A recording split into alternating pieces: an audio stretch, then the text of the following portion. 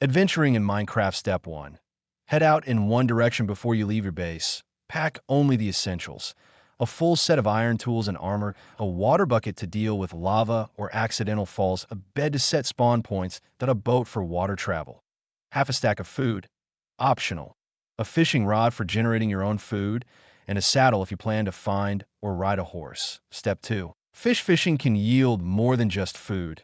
Enchanted but damaged bows and fishing rods. Enchanted books, saddles, and name tags. While you won't get diamonds or golden apples, fishing is a great way to gather useful loot. Step 3. Locate a mineshaft. Mineshafts are underground networks that contain valuable resources and loot. Look for large holes or ravines to spot mineshafts. Wooden structures in the area indicate a mineshaft.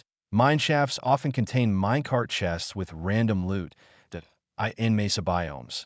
Oakwood is replaced by dark oak wood, making mineshafts easier to distinguish. Step 4. Locate a dungeon. Dungeons are small, loot-filled rooms with spawners.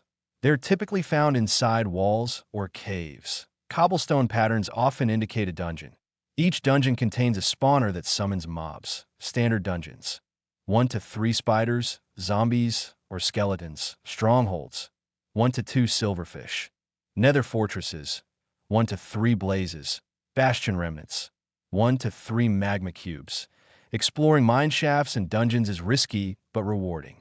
Make sure you're prepared with plenty of supplies, weapons, and armor before venturing too far.